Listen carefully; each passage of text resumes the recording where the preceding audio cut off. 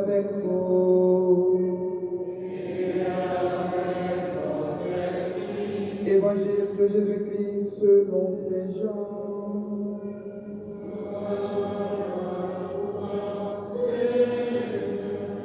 Veuillez vous asseoir.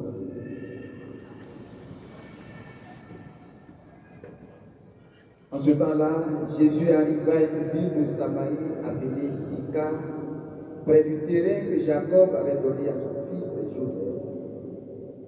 Là se trouvait le puits de Jacob.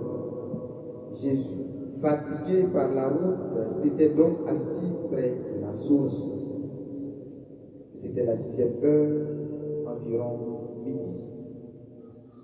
Arrive une femme de Samarie qui venait puiser de l'eau. Jésus dit, donne-moi à boire. En effet, ses disciples étaient partis à la ville pour acheter des provisions. La Samaritaine lui dit, comme toi, un juif, tu me demandes à boire à moi, une Samaritaine. En effet, les Juifs ne fréquentent pas les Samaritains. Jésus lui répondit, si tu savais le don de Dieu et qui est celui qui te dit, donne-moi à boire, c'est toi qui lui aurais demandé et il t'aurait donné de l'eau vive. Elle lui dit, Seigneur, tu n'as rien pour puiser et le puits est profond. D'où as-tu donc cette eau vive? Serais-tu plus grand que notre père Jacob qui nous a donné ce puits et qui en a bu lui-même avec ses fils et ses bêtes? Jésus lui dit, quiconque boit de cette eau aura de nouveau soif. Mais celui qui boira de l'eau que moi je lui donnerai n'aura plus jamais soif, et l'eau que je lui donnerai deviendra en lui une source d'eau jaillissante pour la vie éternelle. La femme dit, Seigneur, donne-moi de cette eau, que je n'ai plus soif et que je n'ai plus à venir ici pour puiser. Jésus lui dit, va, appelle ton mari et reviens. La femme répliqua, je n'ai pas de mari. Jésus reprit, tu as raison de dire que tu n'as pas de mari. Des maris, tu en as eu 5, et celui que tu as maintenant n'est pas ton mari. Là, tu dis vrai. La femme lui dit, Seigneur, je vois que tu es un prophète. Eh bien, nos pères ont adoré sur la montagne qui est là, et vous les Juifs, vous dites que le lieu où il faut adorer est à Jérusalem. Jésus nous dit, femme, crois-moi, l'heure vient où vous n'irez plus ni sur cette montagne ni à Jérusalem pour adorer le Père.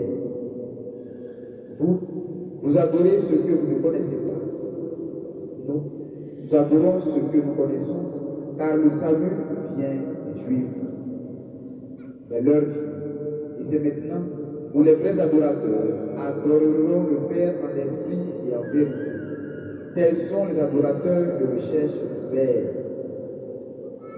Dieu est esprit, et ceux qui l'adorent sont en esprit et en vérité qu'ils doivent adorer. La femme lui dit, je sais qu'il vient le Messie, celui qu'on appelle le Christ. Quand il viendra, c'est lui qui nous fera connaître toutes choses. Jésus dit, je le suis, moi qui te parle. À ce moment-là, ses disciples arrivèrent. Ils étaient surpris de le voir parler avec une femme. Pourtant, aucun ne lui dit, que cherches-tu? Ou bien, pourquoi parles-tu avec elle? La femme, laissant là sa cruche, revint à la ville et dit aux gens, venez voir un homme qui m'a dit tout ce que j'ai fait. Ne serait-il pas le Christ? Ils sortirent de la ville, ils se dirigeaient vers lui.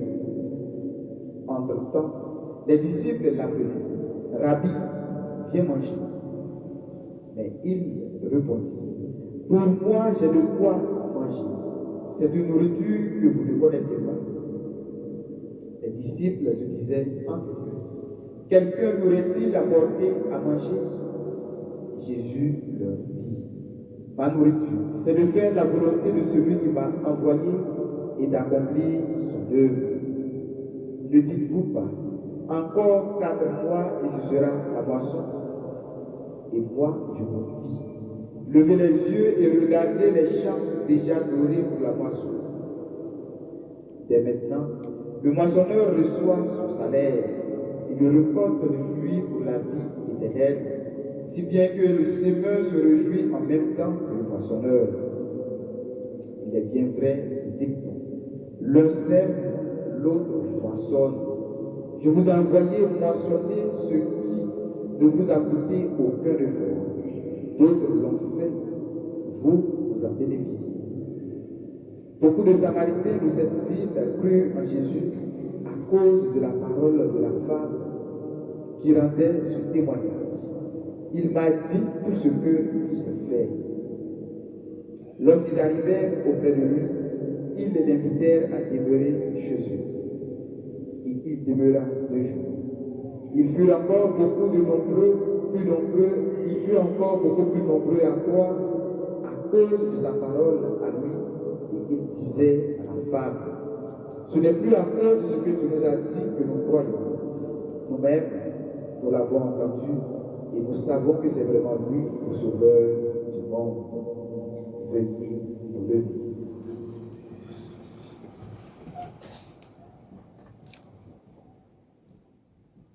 Acclamons la parole de Dieu.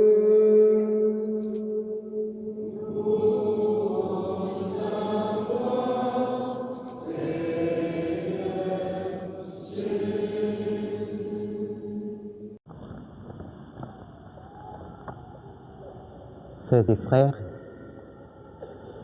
les lectures bibliques de ce 3e dimanche de Carême nous ouvrent grandement l'entrée dans l'alliance avec Dieu, le Père, par le consentement de notre foi en son amour pour nous dans le Christ. En d'autres termes, ces lectures nous invitent à regarder la beauté de l'alliance avec Dieu quand nous accueillons son amour pour nous en croyant que Jésus est le Christ. Cette entrée est plus particulièrement décrite dans ce passage de l'Évangile selon Jean. Elle est inaugurée par une rencontre surprise de Jésus avec la Samaritaine.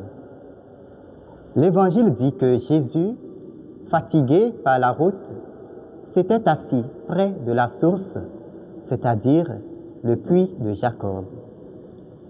Ce puits représente le patrimoine de la vie tout entière des fils d'Israël, transmis de génération en génération.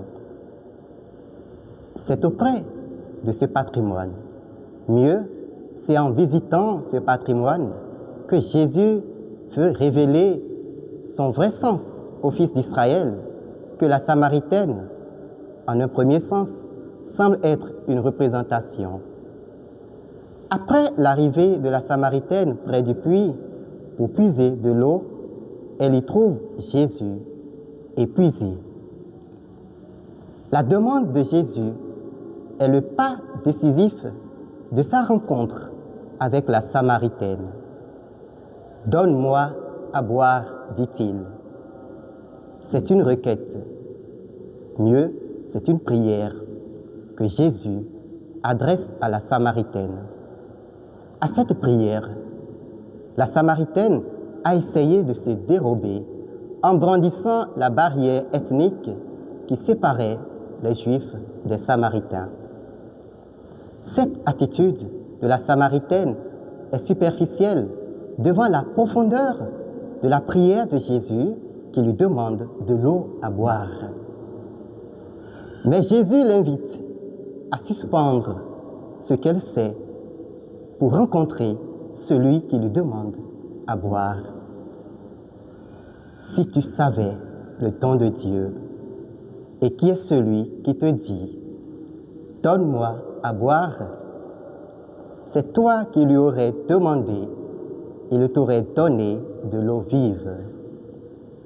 Cette affirmation conditionnelle de Jésus met en perspective le niveau superficiel de la compréhension de sa demande par la Samaritaine.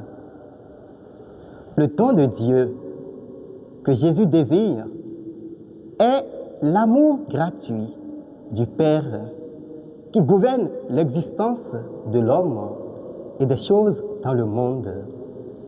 Ce don de Dieu est la relation très profonde que Dieu lui-même entretient avec chaque chose qui existe par son acte créateur. Jésus est là, devant la Samaritaine, pour lui révéler que ce don de Dieu est concret. Et il sera plus concret pour elle quand elle accède à la demande de Jésus. « Donne-moi à boire ». Lorsqu'elle va donner à Jésus l'eau qu'il lui demande, elle va recevoir l'eau vive qui jaillira pour elle en vie éternelle.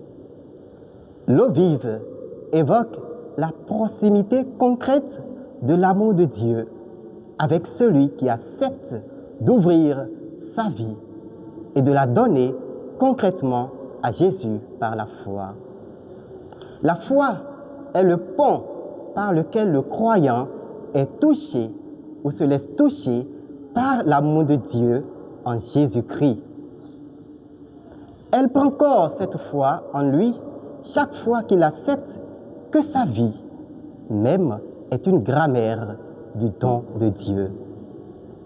Car Dieu a créé l'homme pour son salut total. Et c'est cela que la Bible appelle alliance. Parler d'alliance, c'est parler de relation. Ainsi, l'alliance avec Dieu revient à dire la relation avec Dieu. Un vrai croyant est supposé comprendre que Dieu est le premier à l'appeler à entrer en alliance d'amour avec lui. C'est pourquoi Jésus le précise dans l'Évangile en insistant sur les vrais adorateurs que le Père cherche. Le Père cherche ceux qui l'adoreront en esprit et vérité. Cela veut dire que Dieu, qui est esprit par essence, son alliance avec le croyant n'est pas limitée à sa présence dans un lieu construit en son honneur. Cela signifie que c'est dans la foi en Jésus, comme Dieu fait homme, et vérité de ce que l'homme doit être devant Dieu, que Dieu veut recevoir la reconnaissance de celui qui croit en son alliance avec lui. En d'autres termes, l'adoration du Père, la vraie adoration du Père, qui montre le vrai adorateur, pour nous chrétiens, consiste à unir notre vie à Dieu par la foi que nous célébrons, par la foi que nous vivons au quotidien et par la foi dont nous témoignons.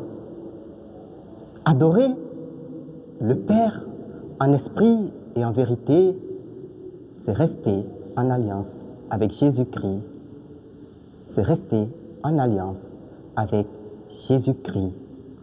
C'est à cela que ce temps de carême semble nous inviter pour que nous nous ressouvenions de ce pacte que nous avons scellé déjà avec Dieu dans notre baptême. Le baptême n'est pas un acte du passé. En méditant cet aspect du message de l'Évangile de ce jour, il semble que nous sommes invités à reprendre en main notre vie à la suite du Christ. Suivre le Christ, c'est accepter d'entrer dans un processus d'alliance avec Dieu sur terre. C'est accepter de donner à Dieu l'adoration qui lui revient jusqu'à notre salut en lui. Sœurs et frères, notre foi, si elle est authentique, transforme toute notre personne dans la mesure où cette personne s'ouvre à l'amour de Dieu qui nous sauve chaque jour dans le Christ. Le Seigneur soit avec vous.